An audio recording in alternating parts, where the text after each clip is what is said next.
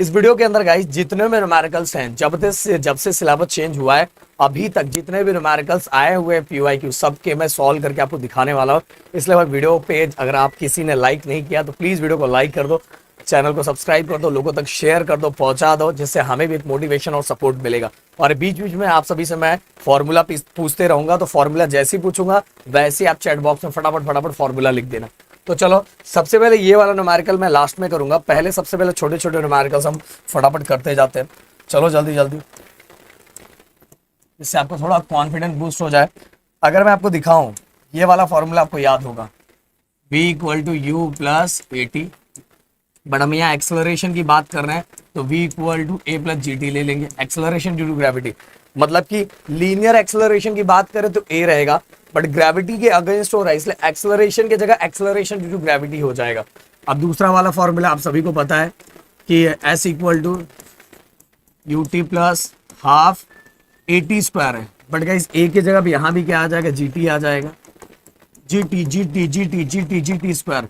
चलो तीसरा वाला मुझे बता दो, v square equal to u square plus 2as है, बट यहाँ क्या आ जाएगा, चलो कमेंट बॉक्स में फटाफट भर दो, 2gs हो जाएगा।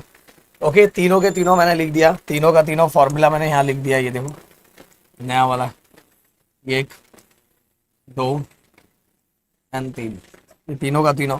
अब इसको दिमाग में रखना और इसी को यूज करके हम क्या करेंगे, लिखना स्टार्ट करेंगे। सबसे पहले गिवन लिखते हैं हम लोग, गिवन। देखो गाइस, गिवन से रिलेटेड एक चीज आप लोगों को बता देना चाहता हूँ, प्लीज कमेंट में लिख के बताओ कितने लोगों ने आप लोगों को ऐसा बोला हुआ है। गिवन अगर आप लिखते हो तो गिवन के मार्क्स नहीं मिलते। बहुत लोगों ने आपको बोला हो गिवन के मार्क्स मिलते हैं, गिवन के मार्क्स कम मिलते हैं अगर कोई कन्वर्जन हो, जैसे सेंटीमीटर हो उसको मीटर में कन्वर्ट करना, डाइन है न्यूटन में कन्वर्ट करना है, इस तरह के अगर कोई कन्वर्जन है तो गिवन के मार्क्स मिलते हैं, बाकी गिवन के मार्क्स नहीं मिलते। तो क्या सर गिवन नहीं लिखना चाहिए? नहीं, अगर गिवन नहीं लिखोगे तो एग्जामिनर के हाथ में क्यों मार्क्स कट कर सकता है। गिवन लिखने के मार्क्स नहीं मिलेंगे, बट अगर गिवन नहीं लिखोगे तो मार्क्स कट कर सकता है वो, समझ में आया? इसलिए गिवन लिखना जरूरी है। अब आगे गिवन क्या क्या दिया हुआ है, an object takes 5 second, 5 second मतलब t इक्वल टू क्या आ गया, 5 सेकेंड। आगे reach the ground from a height of 5 metre, height generally h होता है, बट आप देखोगे कि हमारे फॉर्मूले के अकॉर्डिंग जो डिस्प्लेसमेंट है उसको हम लोग क्या लेते हैं, s लेते हैं। तो हाइट मतलब ही डिस्प्लेसमेंट होता है, तो यहाँ हम s लेंगे। s इक्वल टू कितना, 5 मीटर है, तो हम यहाँ भी लिखेंगे 5 मीटर, 5 मीटर हमने लिख दिया। और आगे क्या लिखा हो, what is the value of g on the surface of earth, मतलब मेरे को g फाइंड करना है। अब गाइस देखो, कोई भी चीज अगर मैं सर्टेन हाइट पे से ऊपर से रिलीज करता हूँ, ये देखो ऊपर से रिलीज करता हूँ, तो दो चीजें याद रखना, ये ग्रेविटी के डायरेक्शन में नीचे जा रहा है, तो इस केस में g अपना पॉजिटिव रहेगा, ये दिमाग में रखना। अगर ऊपर से छोड़ा जा रहा है तो g पॉजिटिव रहेगा, और साथ में इस ऑब्जेक्ट का स्टार्टिंग वाला वेलोसिटी क्या है, 0 है, मतलब u equal to initial velocity क्या है, 0 मीटर पर सेकेंड। ओके, ये खुद से दिमाग में रखना है, ये खुद से दिमाग में रखना है। चलो अब देख लो इसमें से कौन सा फॉर्मूला यूज होने वाला है। तो देखो गाइस, अपने पास s है, डिस्प्लेसमेंट है, फिर इसके बाद ये तो इनिशियल वेलोसिटी ये पूरा का पूरा 0 हो जाएगा, टाइम भी अपने पास दिया हुआ है तो इससे अपना g निकल जाएगा, तो ये वाला फॉर्मूला। चलो फटाफट सेकंड वाला फॉर्मूला यूज करते हैं, s equal to u t plus half g t square. इस तरह से अगर आपको टेंशन आए तो ये फॉर्मूले लिख देने का, फॉर्मूले आपको सामने रहा तो देखने का पुट करके कौन सी चीजें आ रही तो आपको अपने आप पता चल जाएगा कौन सा फॉर्मूला पुट करना है। तो s अपना s मतलब ये 5 मीटर, और ये इनिशियल वेलोसिटी 0 है, तो ये पूरा का पूरा पार्ट 0 हो जाएगा। 1/2 g की वैल्यू कितनी दी है, g की वैल्यू तो अपने को फाइंड करनी है, और t की वैल्यू कितनी है, 5 का स्क्वायर। तो ये देखो 0 1/2 g इंटू 5 का स्क्वायर 25। अब गाइस ये जो डिवाइड में मल्टीप्लाई में चला जाएगा, जो मल्टीप्लाई है डिवाइड, क्योंकि इक्वल के इस साइड आ रहा है ना, इक्वल की साइड आएगा तो नीचे वाला ऊपर चला जाएगा और ऊपर वाला नीचे आ जाएगा, और ये g। अब अगर हम इसको सॉल्व करते तो 5 2 10 और नीचे वाला 25। अगर थोड़ा और हम इसको सिंप्लीफाई करना चाहें तो 5 2 10 5 5 25 मीटर पर सेकेंड स्क्वायर। ओके, हो गया, ये निकल गया, यही अपने को निकालना था ना। अब चलते हैं नेक्स्ट क्वेश्चन की तरफ। अगला क्वेश्चन क्या दिया हुआ है, अ मेटल बॉल ऑफ मास, तो जो जो गिवन में लिखा हुआ है, गिवन में फटाफट फटाफट हम लिखते जाते हैं। गिवन में क्या लिखा हुआ है? A metal ball of mass, mass equal to 5 kg। और क्या लिखा हुआ? हाइट, हाइट मतलब वही डिस्प्लेसमेंट, कितना लिया हुआ है? 490 मीटर। चलो मुझे कमेंट बॉक्स में फटाफट बता दो कि इसका कौन सा फॉर्मूला यूज होगा। How much time will it take to reach the ground. Again हमें टी फाइंड करना है। क्या फाइंड करना है? टी फाइंड करना है। आप गाइस दिमाग में एक चीज रखो, आपके मन में ये होना चाहिए, हाँ जी की वैल्यू भी यहाँ लिखिए, जी की वैल्यू भी यहाँ लिख देता हूँ। सर ने अभी बताया कि ये मेटल बॉल को एक सर्टन हाइट से रिलीज किया जा रहा है, तो इनिशियल वेलोसिटी क्या हो जाएगी? इनिशियल वेलोसिटी 0 हो जाएगी, तो u इक्वल टू 0, ये याद रखना। और सेम टू सेम उसी के जैसा फॉर्मूला, उसी के जैसा इसमें t फाइंड करना है, सेम वही फॉर्मूला यूज करेंगे, s equal to ut plus half GT²। अब s की वैल्यू कितनी है? 490, लिख दिया 490, 490 हमने यहाँ लिख दिया। ये 0 हो गया तो ये पूरा का पूरा पार्ट 0 हो गया, 1/2। g की वैल्यू कितनी दी है? 9.8, तो 9.8 लिख दिया। t की वैल्यू कितनी है? t का तो अपना को फाइंड करना है मेरे दोस्त। अब देखो ये तो 0 हटा ही देते हैं, अगर 2 को 9.8 से डिवाइड करते हैं तो 4.9 बचता है, और ये t²। अब ये दोनों के बीच में मल्टीप्लीकेशन, इक्वल की साइड का तो डिवाइड हो जाएगा। देखो डेसिमल के बाद एक नंबर है, डेसिमल के बाद एक डिजिट है, इसलिए ये डेसिमल को हटाने के लिए एक ही डिजिट है, इसलिए ऊपर और नीचे 10 से मल्टीप्लाई करो। ऊपर 10 से मल्टीप्लाई करेंगे तो एक 0 बढ़ जाएगा, नीचे 10 से मल्टीप्लाई करेंगे तो डेसिमल हट जाएगा, इक्वल टू t²। अब अगर मैं इसको डिवाइड करूं, 491 सा 490 और 490 और आगे का 2 0, मतलब आप सभी को पता है क्या आ गया आंसर। चलो कमेंट बॉक्स में भर दो क्या आया आंसर। तो ये हो गया 100 इक्वल टू t²। अब गाइस आप सभी को पता है 100 का स्क्वायर रूट किसका होता है? 10 का, तो यहाँ पॉजिटिव, टाइम लिख दो 10 सेकेंड, हो गया काम खत्म, यही पूछा था ना। चलो आगे अगला क्वेश्चन। अगला क्वेश्चन क्या लिखा हुआ है? Object from vertically upward. Okay, मतलब अब ऑब्जेक्ट को नीचे से ऊपर फेंका जा रहा है, ये याद रखो। और ऑब्जेक्ट थ्रोन वर्टिकली अपवर्ड मतलब नीचे से ऊपर जा रहा है, तो इस केस में याद रखो जी की वैल्यू क्या होगी? नेगेटिव होगी, ये दिमाग में रखना है, जी की वैल्यू क्या होगी? नेगेटिव। और बाकी चीजें हम गिवन लिख देते हैं फटाफट। क्या क्या लिखा हुआ है? हाइट, वही मतलब डिस्प्लेसमेंट कितना हमारा 500 metre, 500 metre. What was its initial velocity, starting velocity इसकी कितनी थी? अब ये अपने को फाइंड करना है। अब देखो इसके अंदर बोलो सर एक चीज याद रखना, जब कोई चीज ऊपर से रिलीज कर रहे तो इनिशियल वेलोसिटी 0 होता है। इनिशियल वेलोसिटी देखो, इसको मैंने पकड़ के रखा है, तो पकड़ के रखा तो इसकी स्टार्टिंग वेलोसिटी क्या है? 0 है। बट कोई चीज मैं नीचे से ऊपर फेंक रहा हूं ना, तो ऊपर वाला 0 का, फाइनल वेलोसिटी 0 का, फाइनल वेलोसिटी 0 का, तो ही तो वो नीचे आएगा। फाइनल वेलोसिटी 0 का, दिमाग में रखना। अगर कोई चीज नीचे से ऊपर फेंक रहा हो तो फाइनल वेलोसिटी 0 होगा, इसीलिए यू इसके अंदर फाइंड करना है। और v की वैल्यू क्या हो जाएगी? देखो याद रखो, दिमाग में फिट कर लो। सर ने बताया कि कोई चीज नीचे से ऊपर फेंक रहे हैं, नीचे से ऊपर फेंक रहे हैं, तो g की वैल्यू क्या होगी? नेगेटिव होगी, और साथ में फाइनल वेलोसिटी क्या होगा? 0 होगा।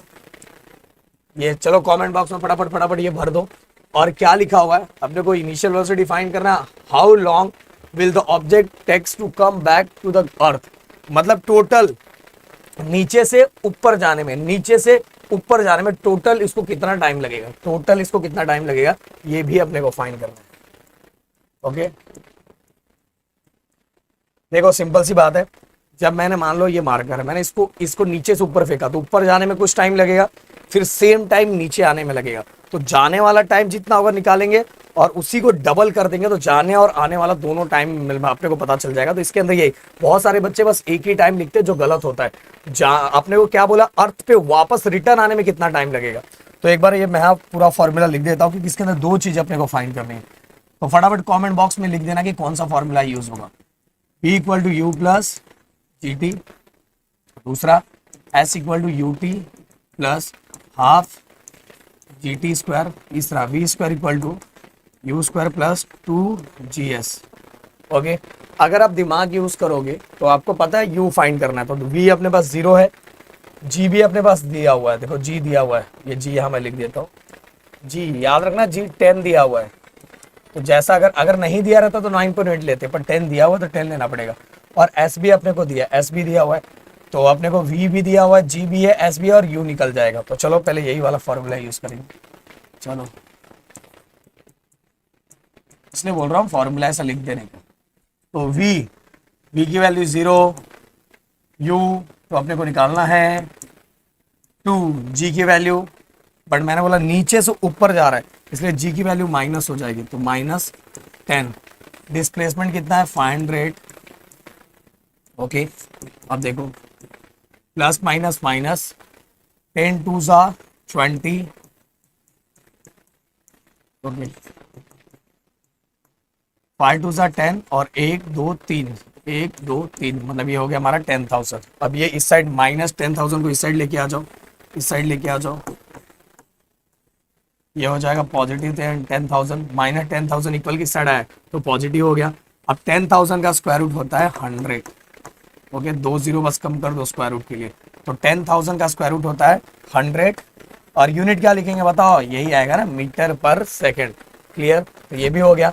अब गाइस देखो इसके अंदर मैंने ये निकाल दिया, अपने को टाइम भी निकालना है। क्या निकालना है, टाइम निकालना है। तो देखो वी अपने पास है, क्यू भी मैंने अभी निकाल दिया, जी भी अपने पास है, तो टाइम निकल जाएगा। तो ये पहला वाला फॉर्मूला। ओके एकदम सिंपल सा, वी अपने पास है, वी की वैल्यू तो 0 है, यू भी अपने पास अभी निकाला, जी भी अपने पास है, तो टी निकल जाएगा। तो चलो फटाफट फटाफट ये वाला फॉर्मूला यूज करके टी निकाल लेते हैं हम लोग। तो फॉर्मूला क्या है, v equal to u plus g T.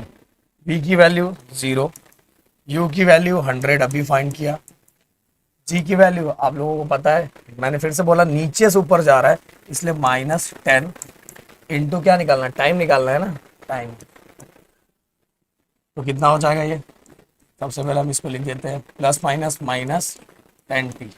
आप देखो गाइस -10t, -10t बोल रहा हूँ, -10t इक्वल की साइड आएगा तो +10t हो जाएगा। अब ये दोनों के बीच में मल्टीप्लीकेशन है, इक्वल की साइड है तो डिवाइड हो जाएगा, डिवाइड तो 0 0 कैंसल, मतलब t इक्वल टू 10 सेकेंड। तो क्या खत्म हो गया, कमेंट में लिख के मुझे बताओ तो ये क्या खत्म हो गया कि अभी भी पिक्चर बाकी है। अरे भाई बाकी है, क्योंकि ये जो है ना बस ऊपर जाने वाला टाइम है, वापस रिटर्न आने वाला टाइम ई टोटल होगा, मतलब 2 को इस टाइम से क्या करेंगे मल्टीप्लाई, 2 इंटू 10 कितना हो जाएगा 20 सेकेंड। कैसे, ये देखो क्या लिखा हुआ, how long will the object takes to come back to the earth, वापस आने का टाइम पूछा है, जाने वाला 10, आने वाला 10, 10 10 कितना हो गया, 10 इंटू 2 कर देंगे 20 सेकेंड, हो गया ये भी काम खत्म। अब अगला क्वेश्चन, अगला क्वेश्चन क्या लिखा हुआ है, tennis ball is thrown up and reaches a height of 5 metre before coming down, what was its initial velocity. तो ध्यान से देखना एकदम क्या लिखा हुआ है, फिर से। अब tennis ball is thrown up and reach a height है, तो मतलब टेनिस बॉल को हमने ऊपर फेंका है, ऊपर फेंका है, ये ध्यान रखना। सबसे पहले हम डिस्प्लेसमेंट लिख देते हैं, कितना लिखा 5 metre and 5 metre coming down, what was its initial velocity. अपने को यू फाइंड करना है, यू फाइंड करना है, यू फाइंड करना है, u equal to question mark. और आपको पता है कि अगर कोई चीज नीचे से ऊपर फेंक रहे हैं, नीचे से ऊपर फेंक रहे हैं, तो आप सभी को पता है कि v की वैल्यू क्या हो जाएगी, मैंने वाला नीचे से ऊपर फेंकेंगे तो फाइनल वेलोसिटी 0 हो जाएगी, फाइनल वेलोसिटी 0 होगी तो ही तो ऊपर वाली चीज नीचे आएगी। और इसके बाद क्या लिखा हुआ है, what was its initial velocity, अपने को फाइंड करना है इनिशियल वेलोसिटी। बट गाइस इसके अंदर मैं देखूं क्या अपने को, अगर मेरे ख्याल से ये लोग लिखना भूल गए क्या, टाइम अपने को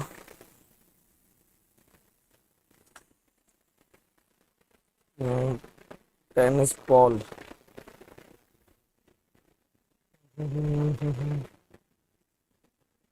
हाँ देखो एक चीज ये लेना भूल गए, वही बता रहा हूँ, ये जी की वैल्यू, जी की वैल्यू इस केस में भी 10 मीटर पर सेकेंड स्क्वायर लेना, याद रखना। फिर से बता रहा हूँ ये बात, अगर आपको दिया है जो वैल्यू दी वही लिखना, अगर नहीं दी होती तो ये PYQ में 10 ही दिया हुआ, 10 दिया हुआ इसलिए अपने को 10 ही लेना है, तो हम 10 लेंगे। तो जी इक्वल टू 10 मीटर पर सेकेंड। अब तो सेम हो गया भाई, उसी के जैसा करना है। चलो फटाफट फटाफट फटाफट मुझे आंसर लिख के बता दो। तो v square equal to u square plus 2GS, v square 0, u square तो फाइंड करना है मेरे दोस्त। 2 जी की वैल्यू मैंने बोला नीचे से ऊपर फेंक रहा है, मतलब कि अगेंस्ट टू ग्रेविटी, ग्रेविटी के अपोजिट डायरेक्शन में जा रहा है, इसलिए जी की वैल्यू माइनस हो जाएगी। और डिस्प्लेसमेंट कितना है 5 है, तो देखो ये हो गया हमारा काम। प्लस माइनस माइनस 10 2 जा 20 और 25 जा 100। आंसर तो पता चल गया होगा, चलो आंसर लिख दो।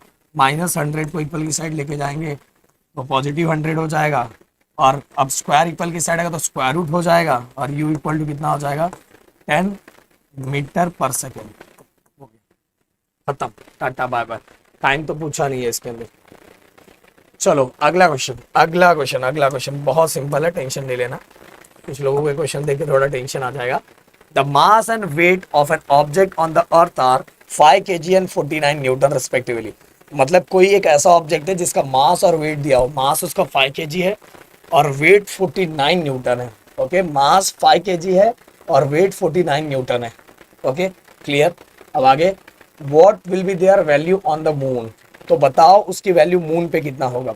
तो सिंपल सी बात है, मास तो सेम ही होगा, मास दोनों का सेम होगा, बस क्या चेंज होता है, वेट चेंज होता है। तो assume that the acceleration due to gravity on the moon is 1/6 of that on the earth. Okay चलो पहले मैं गिवन लिखता हूं जिससे आपको समझेगा। गिवन सबसे पहले क्या लिखा हो, मास ऑफ अर्थ, ऐसे ही लिख देता हूं, कितना है 5 kg लिख दिया। अब weight of earth, weight on earth कितना है 49 न्यूटन। और अपने को क्या फाइंड करना है, मास ऑन मून पहला ये फाइंड करना है, फिर वेट ऑन मून ये फाइंड करनी है, दो चीजें फाइंड करनी है। तो देखो गाइस, पहला तो सेम होगा, mass equal to mass on moon. तो मास ऑफ अर्थ कितना है 5, तो सेम किसका हो जाएगा, मास ऑन मून। तो ऐसा लिख दो, mass on moon equal to 5 kg, same. पहला मिल गया। अब दूसरा अपने को फाइंड करना है, बट एक और कुछ कंडीशन दिया हुआ है। क्या दिया हुआ है, acceleration due to gravity. Acceleration due to gravity का साइन क्या था, जी ऑन द मून, इसलिए मैंने यहाँ ऐसा लिख दिया, acceleration due to gravity on the moon is मतलब equal 1/6 of that on the earth. Okay, मतलब अर्थ के कंपैरिजन 1/6 टाइम रहेगा।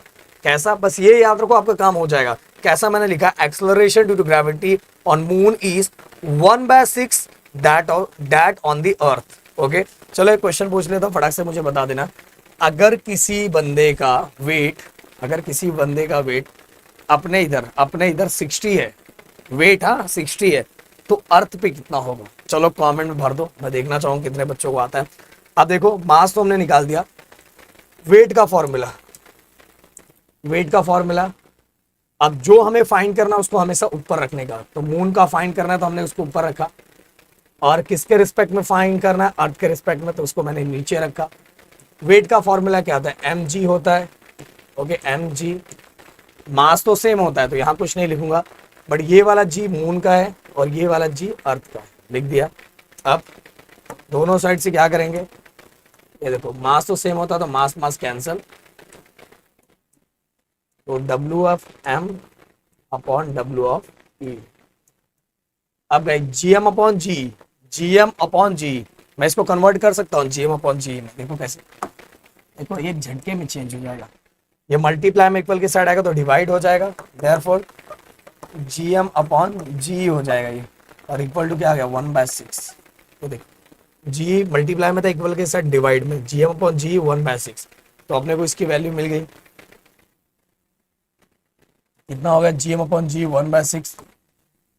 और एक और चीज अपने को दिया है, द वेट ऑन अर्थ कितना था 49, तो यहाँ वेट ऑन अर्थ की जगह मैंने 49 लिख दिया। अब ये डिवाइड में है, इक्वल की साइड आएगा तो मल्टीप्लाई हो जाएगा। चलो फटाफट इसका मुझे आंसर बता दो। बस इसको डिवाइड करो, आपका आंसर आ जाएगा, तो आंसर कमेंट बॉक्स में भर देना। और आगे वेट है इसलिए क्या लगा देना, न्यूटन। चलो चलो चलो डिवाइड कर देना। अब अगला चलते हैं अपन, अगला क्वेश्चन, टू टंगस्टन, इसका आप एक क्वेश्चन अपन कर ही लेते हैं सबसे पहले, ये जो मैंने एक स्टार्टिंग में छोड़ा था, फिर हम आगे चैप्टर का करते हैं।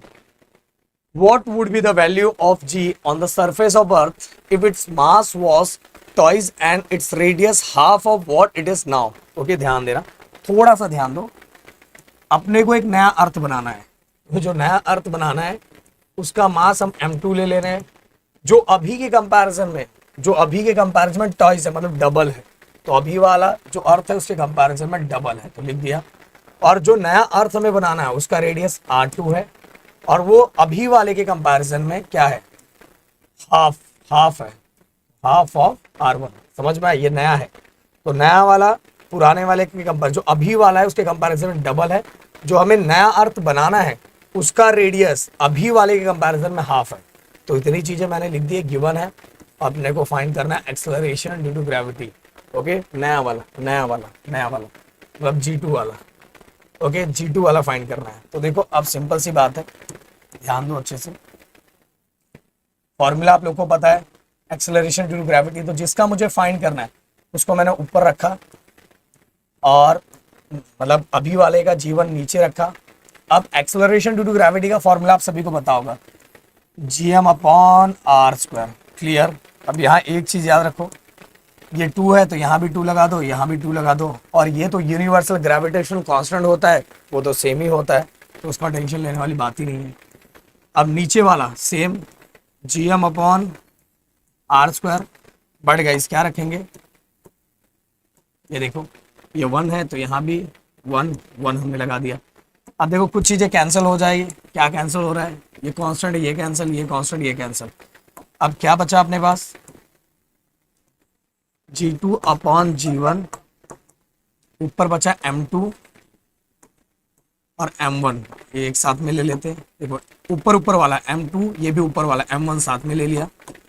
अब ये देखो जब हम उल्टा करते तो नीचे वाला ऊपर और ऊपर वाला नीचे चला जाता है, तो ये r1 ऊपर चला जाएगा और r2 नीचे आ जाएगा का r²। देखो सर ने कैसे किया, ऊपर वाला साथ में मास साथ में रख दिया ना, m2/m1 साथ में रख दिया। अब जब भी हम उल्टा करते तो डिवाइड वाला मल्टीप्लाई और मल्टीप्लाई वाला डिवाइड, इसलिए r1 ऊपर चला गया और r2 नीचे आ गया। समझ में आए, जब हम उल्टा करते तो डिवाइड वाला मल्टीप्लाई और मल्टीप्लाई वाला डिवाइड में चला जाता है। अब सबकी वैल्यू पुट कर दो।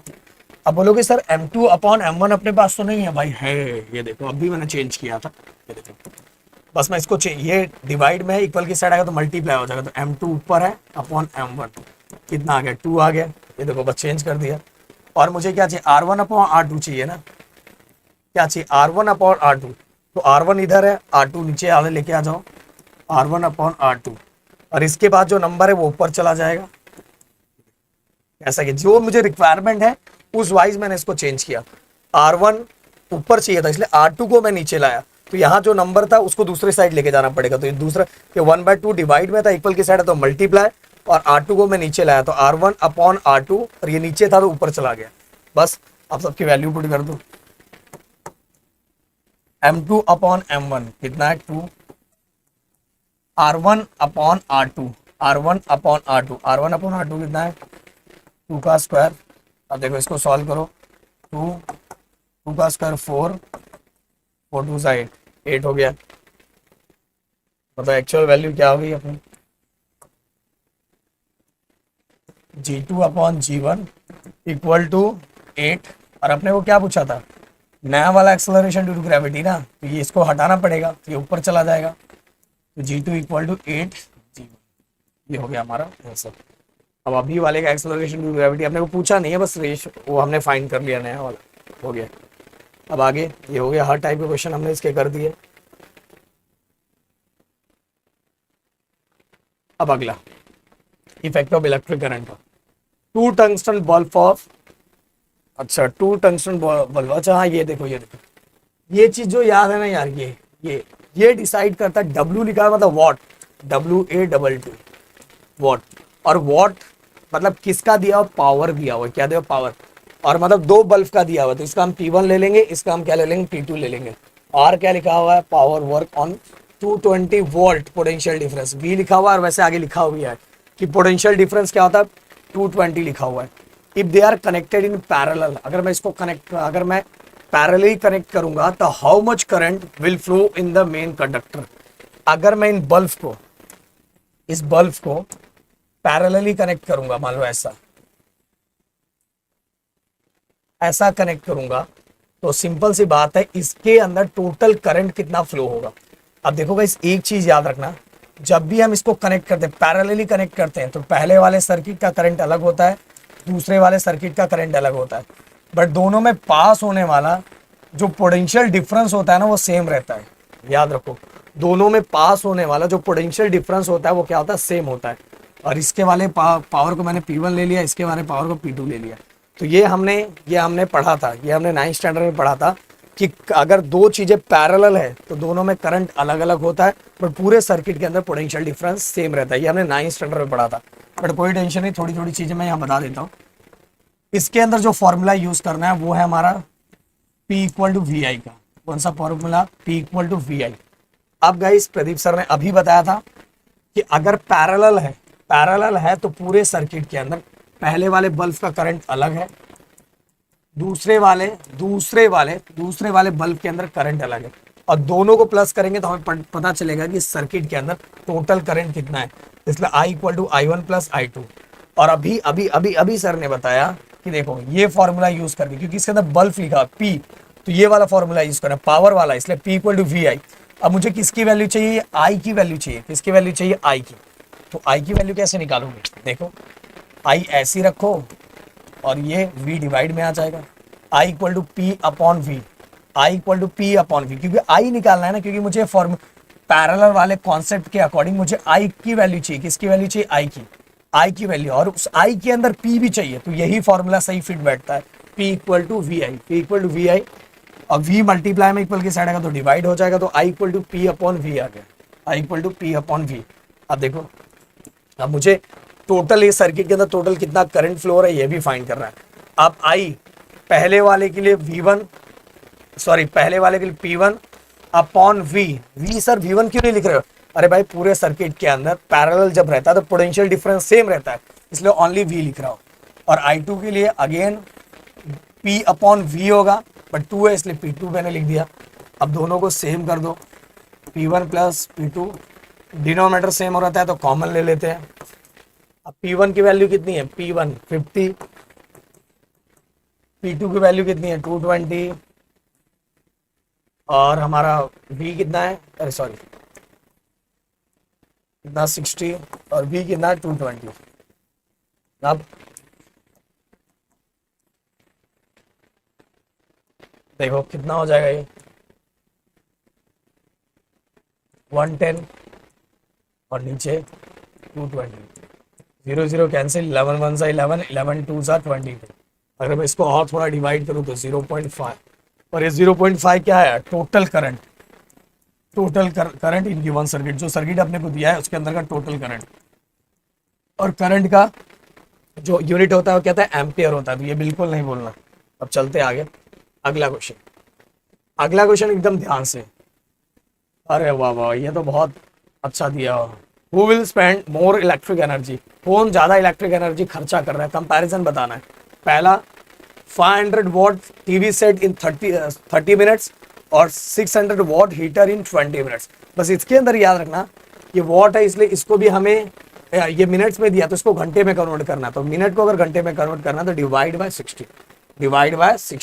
तो वैसे 20 मिनट्स को भी हम किससे डिवाइड करेंगे, 60 से डिवाइड करेंगे। तो सबसे पहले दो चीजों का पूछा है, किसका पूछा है, हीटर और टीवी का। तो सबसे पहले टीवी का फाइंड करते हैं।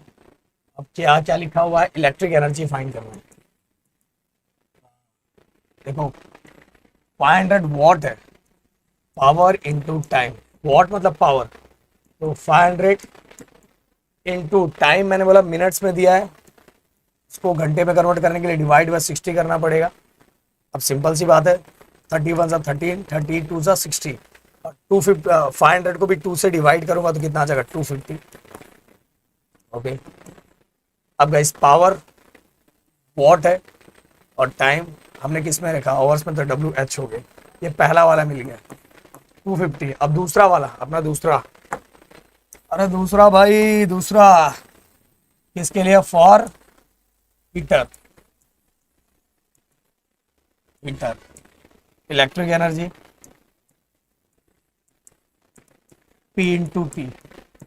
अब P का इस कितना, power power power power power power power कितना है, ये 600 इंटू टाइम 20 मिनट्स। तो मिनट्स को हमने कन्वर्ट किया घंटे के अंदर, तो 20/60, 21 23 60।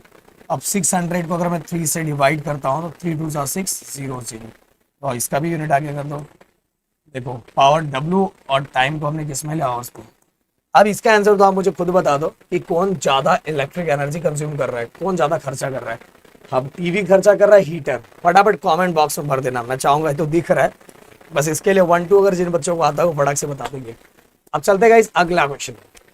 हाँ, इसके अंदर एक और टाइप का क्वेश्चन आ सकता है जो एक्चुअल अपने PYQ में नहीं दिया है, फिर मैं बता देना चाहता हूँ कि अपने को या तो 2-3 सर्किट दिया रहेगा, उसके अंदर पैरेलल वाला कॉन्सेप्ट, और पैरेलल के साथ ही, पैरेलल के साथ याद रखो, पैरेलल वाला कॉन्सेप्ट या तो सीरीज वाला कॉन्सेप्ट, इससे रिलेटेड भी अपने को आ सकता है। या तो गाइस अगर मैं आपको बताना चाहूँ तो ऐसे क्वेश्चन की प्रैक्टिस कर लेना। मैं PYQ करवा रहा हूँ इसलिए इसके अंदर वो क्वेश्चन कवर नहीं कर रहा हूँ।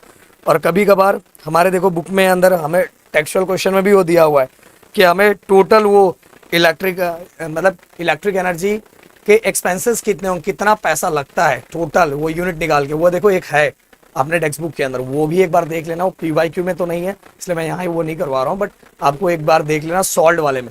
देखो न्यूमेरिक, मैंने बोला था बीच में कुछ बताऊंगा, न्यूमेरिकल्स के लिए थोड़ी तैयारी आपको सॉल्व न्यूमेरिकल की करनी चाहिए, सॉल्व न्यूमेरिकल की ज़्यादा करनी चाहिए। ओके, तो ये कर लेना, और बाकी तो सब मैं बता ही रहा हूँ, कोई टेंशन नहीं है। और अगर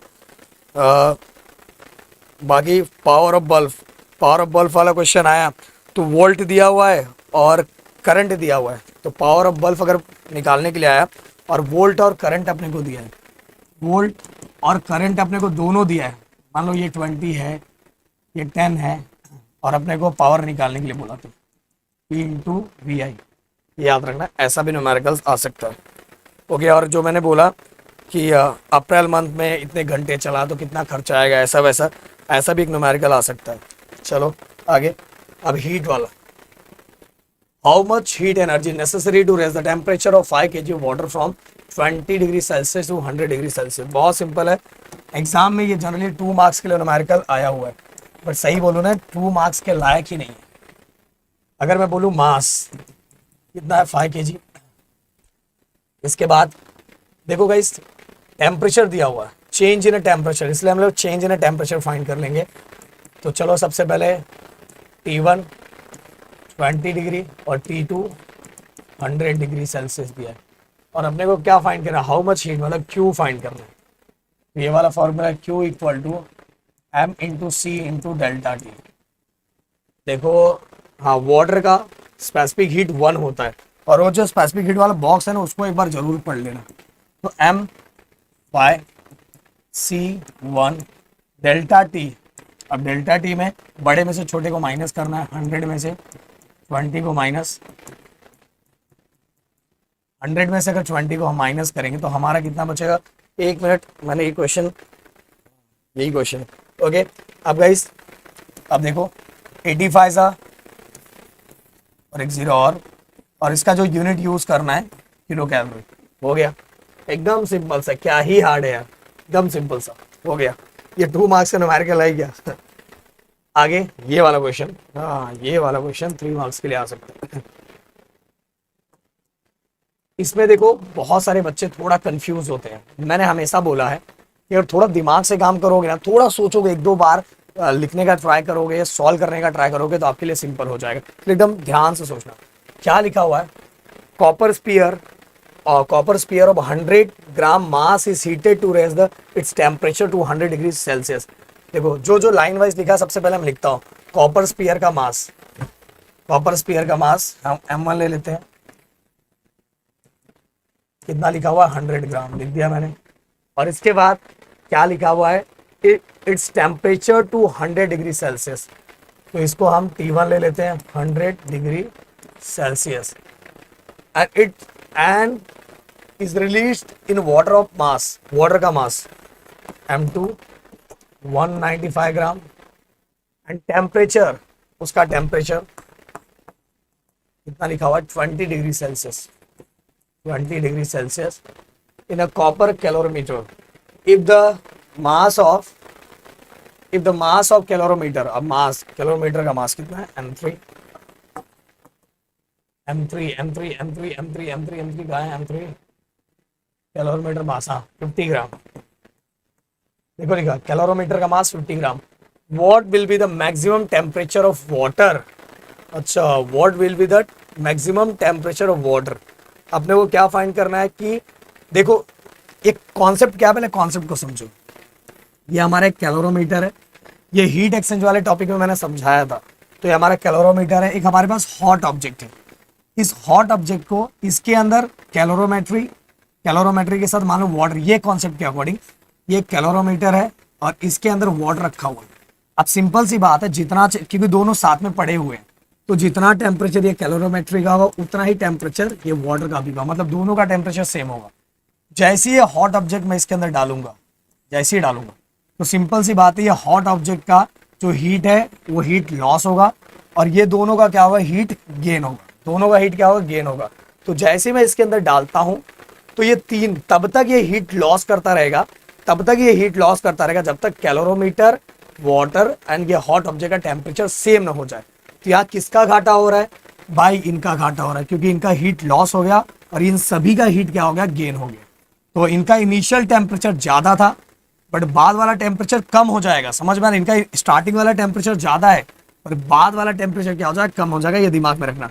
और ये दोनों का कैलोरीमीटर और इनका इनिशियल टेम्परेचर कम है इनके कंपैरिजन पर, बाद में इनका टेम्परेचर क्या हो जाएगा, ज्यादा हो जाएगा। तो ये डुबाने के बाद फाइनल टेम्परेचर कितना होगा वो अपने को फाइंड करना है, final temperature. Okay, final temperature इसका भी मैं ले लेता हूँ कैलोरीमीटर का भी सेम, जितना वाटर का टेम्परेचर होगा उतना ही कैलोरीमीटर का भी होगा, इसलिए मैं इसको भी T2 ही ले लेता हूँ। T3 लेना तो T3 ले सकते हो, T3 पर इसका भी टेम्परेचर कितना होगा, 20 डिग्री सेल्सियस है।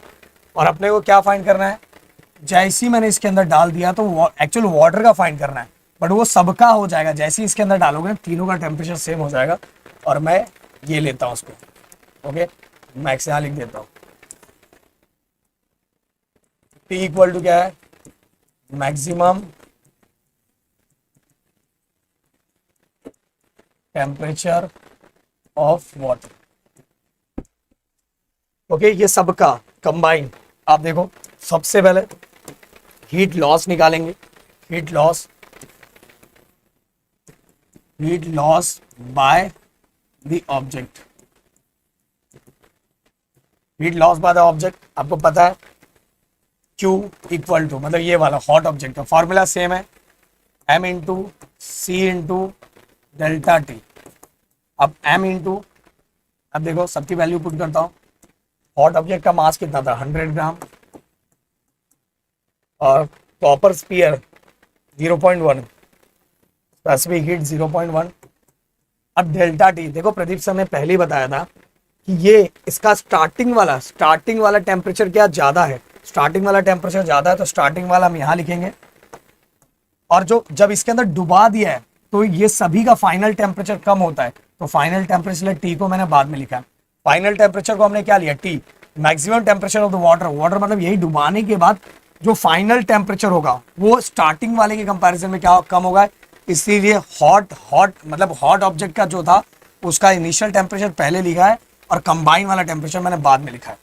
अगर मैं इसको सॉल्व करूं, 100 को 0.1 से अगर मैं मल्टीप्लाई करता हूं तो ओनली 10 बचेगा, क्लियर। अब अगर मैं अंदर मल्टीप्लाई करता हूं, चलो मल्टीप्लाई कर दो, तो ये कितना हो जाएगा, ये हो जाएगा 1000 और ये 10 इसके साथ मल्टीप्लाई होगा तो 10t, थोड़ा ऐसे सीधे लिख लेते हैं 10t। ये हो गया हमारा फर्स्ट, ये हो गया हमारा हॉट ऑब्जेक्ट का। अब गाइस इसको मुझे रफ करना पड़ेगा।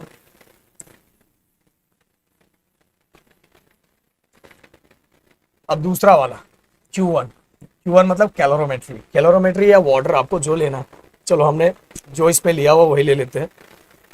तो हमने लिया है, अच्छा पहले वाले को हमने M1 लिया है तो इसको भी 1 ले लेते हैं, समझ में आया, तो इसको हम 2 ले लेते हैं, ये वाटर का है। तो वाटर का same formula M2 into C2 into delta T.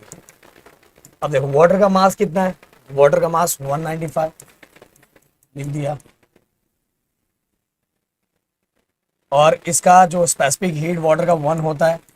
अब change in temperature, change in temperature में बड़ा पहले लिखते हैं और बाद में छोटा लिखते हैं। तो सिंपल सी बात है, आपको पता है कि बड़ा वाला जो जो मतलब कि वाटर का टेम्परेचर रेज होने वाला है, रेज होने वाला है, तो उसका इनिशियल टेम्परेचर कम है, इनिशियल टेम्परेचर, इसलिए इनिशियल टेम्परेचर को हम पीछे लिखेंगे। और जो जैसे हम हॉट ऑब्जेक्ट अंदर डालेंगे, हॉट ऑब्जेक्ट अंदर डालेंगे तो उसका टेम्परेचर बढ़ेगा, तो उसका फाइनल टेम्परेचर ज्यादा होने वाला है। इसलिए इसमें देखो जो हीट गेन करने वाला है उसका इनिशियल टेम्परेचर पीछे लिखेंगे और फाइनल टेम्परेचर जो हमें फाइंड करना है उसको आगे लिखेंगे, क्योंकि जो हीट गेन करने वाला है उसका टेम्परेचर बढ़ेगा, इसलिए आगे लिखा है। और इनिशियल टेम्परेचर जो स्टार्टिंग वाला टेम्परेचर था उसको पीछे लिखा है। बट इसके अंदर देखो हॉट ऑब्जेक्ट में इनिशियल टेम्परेचर आगे लिखा है और फाइनल टेम्परेचर, क्योंकि फाइनल टेम्परेचर इसके कंपैरिजन में कम होगा ना, इसलिए बाद में लिखा है, ये दिमाग में रखना। तो चलो अब इसको सॉल्व करते हैं। 195 से 195, 195 को टी से मल्टीप्लाई करेंगे तो 195 टी से 195 टी, और इसको हम ऐसे ही रखते हैं, बाद में मल्टीप्लाई करते हैं। ओके, ये एकदम सिंपल हो गया, एकदम आराम से हमने निकाल लिया। अब निकालते हैं हम Q3 का। Q3 का क्या है, मतलब कैलोरीमेट्री का, सेम ऐसे ही आएगा, बस यहाँ M3 आ जाएगा, यहाँ आ जाएगा C3 आ जाएगा, और यहाँ डेल्टा टी। तो M3 कितना है 50 ग्राम, C3 कॉपर ही है तो 0.1 आ जाएगा, और डेल्टा टी सेम, ये भी क्या कर रहा है, हीट गेन कर रहा है ना, तो कंबाइन वाला पहले लिखेंगे, और जो हीट गेन कर रहा है, हीट गेन कर रहा है, इसीलिए इसका टेम्परेचर, जितना टेम्परेचर वाटर का होगा उतना ही टेम्परेचर कैलोरीमेट्री का होगा, इसलिए ऐसे 20 लिखेंगे। अब देखो करो काम, 50 को अगर 0.1 से हम मल्टीप्लाई करते हैं तो ओनली 5 बचेगा, क्या बचेगा 5। अब अंदर मल्टीप्लाई कर दो,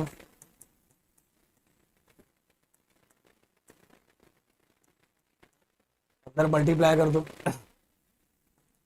5t 500 5 2 10 हो गया। अब गाइस यहाँ इक्वेशन नंबर मैं लिख देता हूँ, ये वाला हमारा फर्स्ट था, ये हमारा फर्स्ट है, और ये हमारा सेकंड है, ये हमारा थर्ड है। थोड़ा मैं इसको ऊपर लेके सॉल्व करता हूँ। आपको ये वाला कॉन्सेप्ट पता ही है, heat loss by the body, heat gain by the body. तो हीट लॉस कौन कर रहा है, Q1, और गेन कौन कौन कर रहा है, दो लोग, एक वाटर और एक दूसरा कैलोरीमीटर। अब सबके कॉन्सेप्ट को लिखेंगे, बैलेंस करेंगे तो अपने को फाइनल टेम्परेचर मिल जाएगा कि हॉट बॉडी को डुबाने के बाद, हॉट बॉडी को डुबाने के बाद तीनों का टेम्परेचर फाइनल कितना हो, और साथ में वाटर डुबाने का सभी का टेम्परेचर सेम हो जाएगा ना, वाटर का पूछो कैलोरीमीटर का पूछो, फाइनल टेम्परेचर सबका सेम रहेगा। तो Q1 कितना दिया है, Q1 ये देखो लिखा हुआ है 1000 ही होगा ना, 1000 माइनस 10t इक्वल, Q1 कितना आया, Q1 195t माइनस 195 इंटू 20 हो गया। फिर इसके बाद प्लस, बीच में प्लस है ना, देखो प्लस, Q2 कितना है 5t माइनस 100, हम इसको ऊपर ले लेंगे,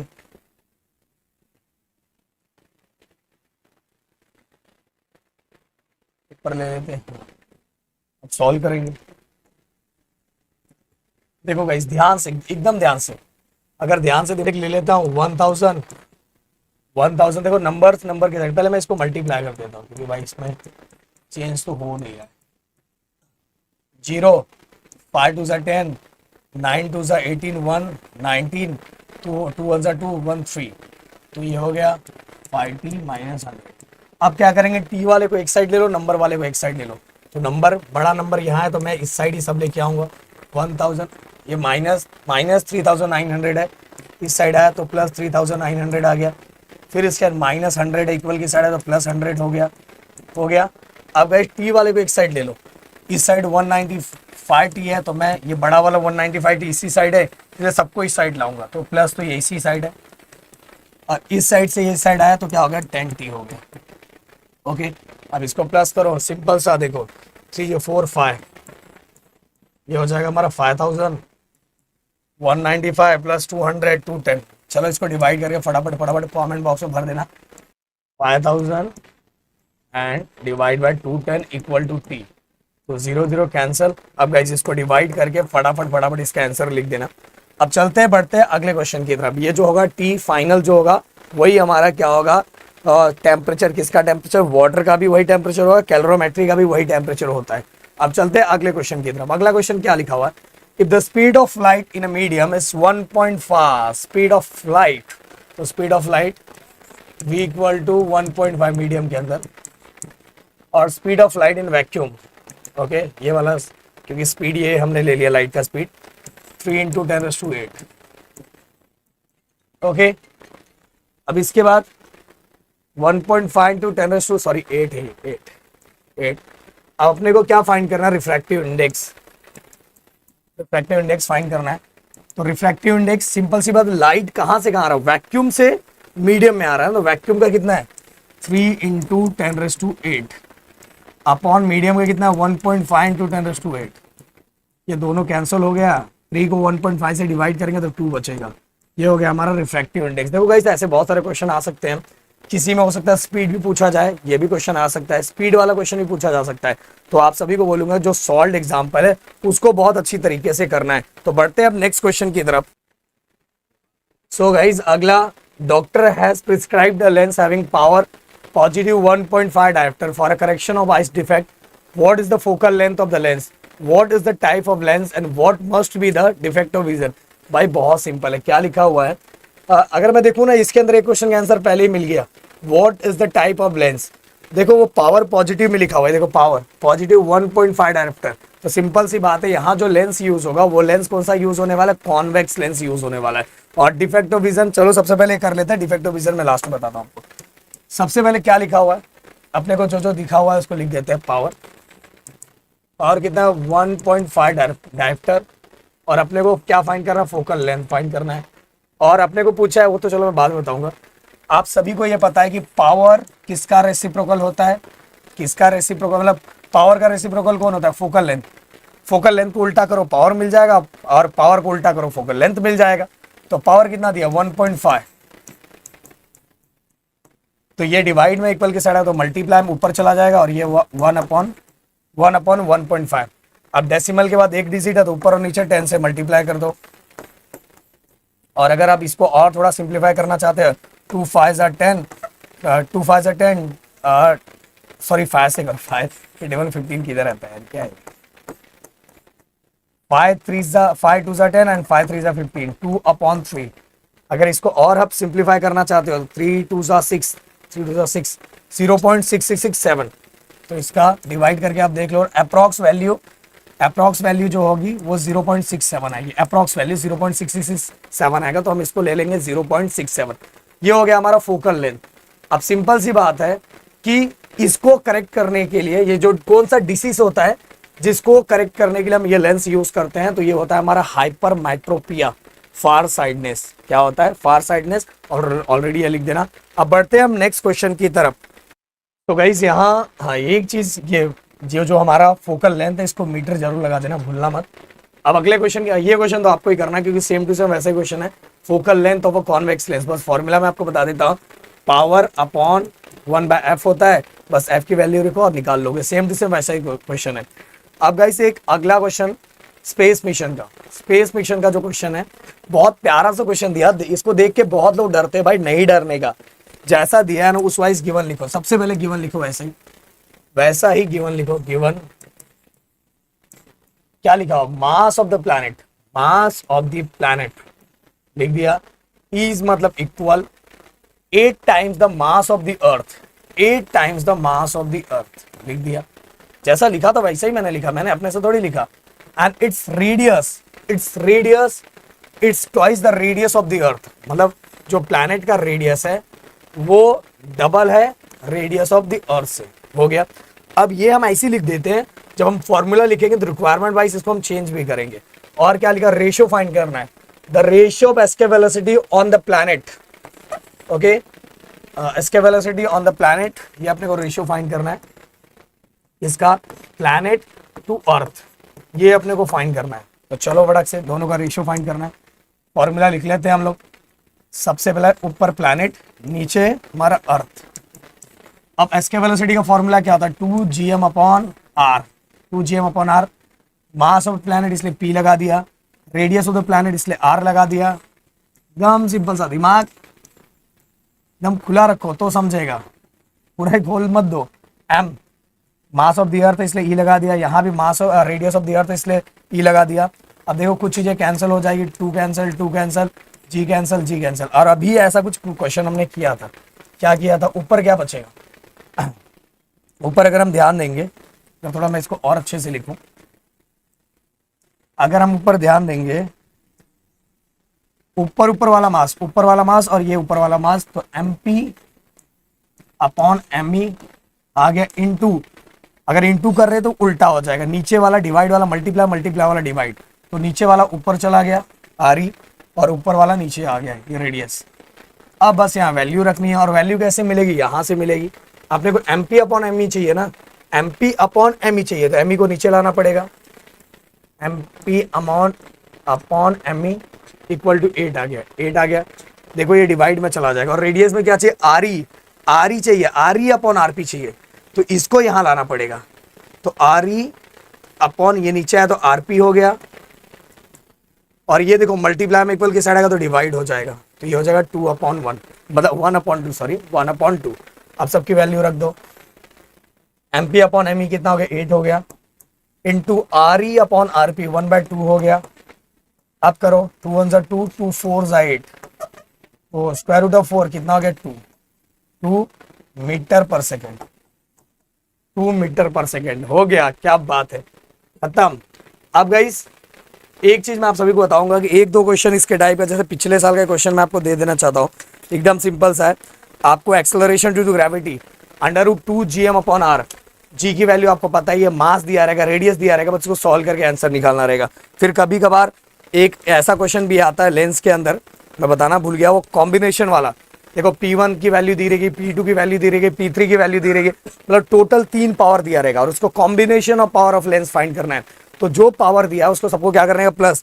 जैसे क्वेश्चन दिया हुआ है कि 3 lenses having power 2 dioptre, 2.5 dioptre, 1.7 dioptre, फटाफट इसका कमेंट लिख दो भाई, तीनों को प्लस करना है, बस इतना ही करना है। और एक क्वेश्चन ऐसा भी आता है गाइस, ये हमने 9th स्टैंडर्ड में किया है, कि u फाइंड करने के लिए, v फाइंड करने के लिए, मतलब u मतलब आपको पता है कि u मतलब ऑब्जेक्ट डिस्टेंस या तो इमेज डिस्टेंस, ऐसा वाला क्वेश्चन। तो एक दो को ऐसा वाला क्वेश्चन भी देख लेना। पर जितना गाइस PYQ था, सबका सब PYQ मैंने यहाँ करवा दिया। अब जितना हो सके वीडियो लोगों तक शेयर करो, पहुंचाओ। पूरा गला मेरे मतलब आवाज नहीं निकल रहा, क्योंकि कंटिन्यू इतने दिन हो गए इतना करते हुए, तो आवाज एकदम मतलब इसका लास्ट टाइम हो चुका है, ऐसा हो गया, तो इसको थोड़ा आराम चाहिए। फिर भी जबरदस्ती हम कर रहे हैं, और जितना हो सके लोगों तक शेयर करो, पहुंचाओ। मिलते हैं नेक्स्ट वीडियो में। Thank you so much guys, जय हिंद एंड जय महाराष्ट्र दोस्तों।